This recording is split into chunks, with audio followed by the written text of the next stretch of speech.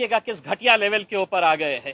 आज के औरंगाबाद शहर के अंदर कांग्रेस के और राष्ट्रवादी कांग्रेस के दलाल नेता आज सड़क के ऊपर अगर निकले तो उनको देखकर थूकना चाहिए हमें।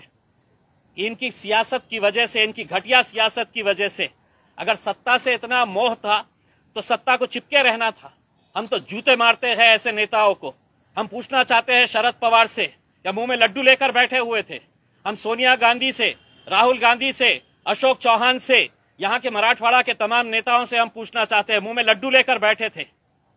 अब आओ औरंगाबाद में आपकी खातिर हम कैसी करेंगे जरा देखिए, और उस्मानाबाद को हम खेल लिया जाए करके उसमें।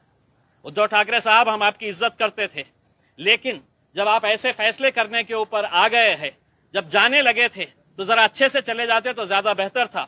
मैं औरंगाबाद की आवाम से अपील करना चाहूंगा, अब ये मामला केंद्र के सरकार के पास गया है, हम इसके जो भी रास्ते होंगे हम वो रास्ते निकालने की पूरी कोशिश करेंगे, और अगर वक्त आया तो हम सड़क के ऊपर भी आंदोलन करने की तयारी रखते हैं। दंगल होऊ शकते किंवा काही ठिकाणी जे तरुण भडक डोक्याचे लोक आहेत ते काहीही करू शकतात अशी सुद्धा शक्यता वर्तवली जाते, त्यांना तुम्ही काय आव्हान? देखिए, मैं औरंगाबाद की आवाम से, उस्मानाबाद की आवाम से अपील करूंगा कि वो शांति बनाए रखे। अभी हमारे पूरे रास्ते बंद हो गए हैं ऐसा नहीं है, हम दूसरे भी रास्तों का इस्तेमाल करेंगे, लेकिन आज हमारी पूरी नाराजगी कांग्रेस और राष्ट्रवादी कांग्रेस, जिन्होंने हमेशा सिर्फ अपनी सत्ता की खातिर किसके साथ जाना, कैसे जाना, अपनी कुर्सी कैसी बचाए रखना, से वही खेल खेला।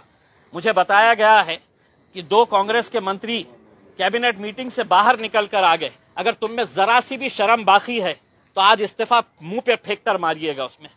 आप इस तरह का नाटक करके पब्लिक को बेवकूफ बनाने के धंधे मत करिएगा उसमें। औरंगाबाद हमारा शहर है, औरंगाबाद के तमाम लोग, इस शहर के पीछे का एक इतिहास है, वो इतिहास को तो मिटा नहीं सकते हैं।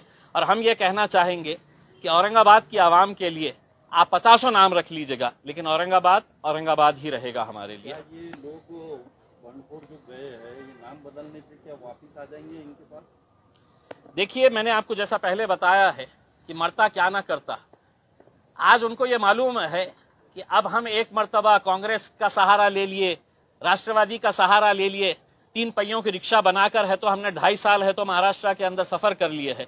अब दोबारा कब मौका मिलेगा ये हमको पता नहीं। तो चलिए, जाते जाते मैं उद्धव ठाकरे साहब से एक सवाल करना चाहता हूं कि इसी शहर के अंदर आप कुछ दिन पहले आए थे, आपने अपने भाषण के अंदर यह कहा था कि हम औरंगाबाद का विकास करेंगे।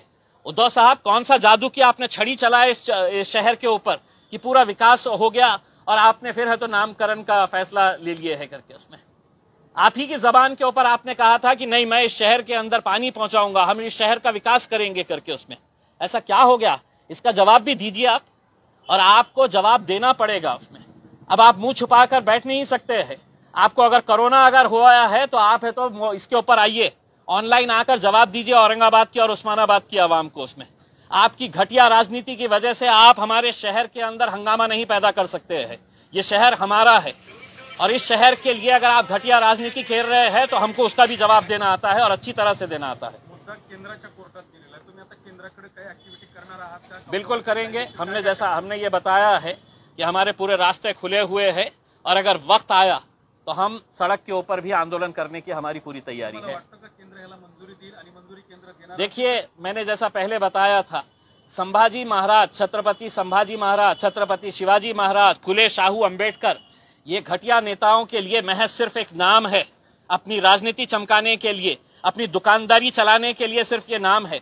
वरना मुझे बताइएगा कि क्या वजह है कि इतने सालों तक आपने पेंडिंग करके रखा था, और जब जाते जाते जब अपना मरने के जैसी हालत हो गई है, अपनी सत्ता गिरने वाली है, तो तब जाकर आप ये खेल खेल लेते हैं। क्या वजह है आपके? आप ये बताइएगा हमारे को कि अचानक जाते जाते आपको क्यों ख्याल आया। यही तो हम कहते हैं कि आपको संभाजी महाराज से कोई आदर है, सम्मान है, प्रेम है, ऐसा नहीं है। आप उनका नाम लेकर अपनी राजनीतिक दुकान चलाना चाह रहे थे। इसीलिए तो आज आपने ये फैसला अपने फायदे के लिए, अपने राजनीतिक स्वार्थ के लिए लिया है। अब केंद्र सरकार के अंदर गया है, अब केंद्र सरकार ये सोचेगी कि ये फैसला तो कैबिनेट में शिवसेना ने लिया है, अब इसका फायदा हमको मिलेगा या नहीं मिलेगा। तो भारतीय जनता पार्टी भी सोचेगी कि भाई हमने अगर इमीडिएट अगर इसका फैसला ले ले तो इसका क्रेडिट शिवसेना को चले जाएगा।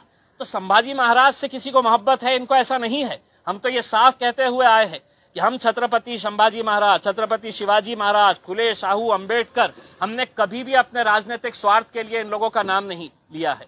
ये बहुत महापुरुष है, हम इनका आदर सम्मान पूरी तरह से करते हैं, लेकिन अपने राजनीतिक स्वार्थ के लिए कभी भी इनका नाम का इस्तेमाल नहीं किया है, जो ये राजनीतिक पार्टियां आज तक करते आए हैं। सवाल ये है सर दूसरा कि अभी नाम तो बदल गया है, लेकिन कांग्रेस और राष्ट्रवादी कांग्रेस के लोगों ने मुस्लिम समाज को, मुस्लिम वोटर्स को धोखा दिया है।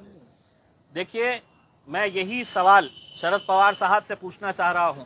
राष्ट्रवादी कांग्रेस के जितने भी नेता हैं, और खास तौर से मैं औरंगाबाद के उन दलाल नेताओं को कि आज रात में अगर तुम में हिम्मत है तो शहर के अंदर घूम के बताओ।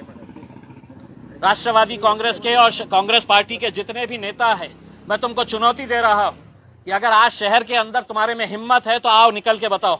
पुराने शहर के अंदर तुमको हिम्मत नहीं है, तुम निकल नहीं सकते हैं बाहर उसमें, क्योंकि कहीं ना कहीं तुमने लोगों के साथ खिलवाड़ किया है, लोगों के साथ धोखा किया है तुमने। और यही वो आएंगे अब कुछ महीनों के बाद, जब चुनाव होंगे तो इनको जवाब मिलने वाला है, और पब्लिक कैसा जवाब देगी आप खुद समझिएगा।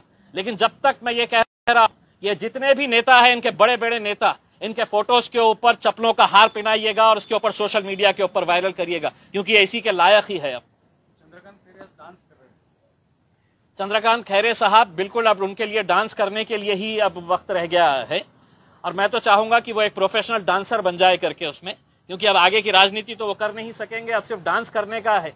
क्योंकि ये मुद्दा पिछले 25 सालों से चंद्रकांत खैरे साहब के लिए उनकी रोजी रोटी का जरिया था ये। अब ये एक मर्तबा हल हो गया है तो आप क्या करने वाले हैं वो पता नहीं है।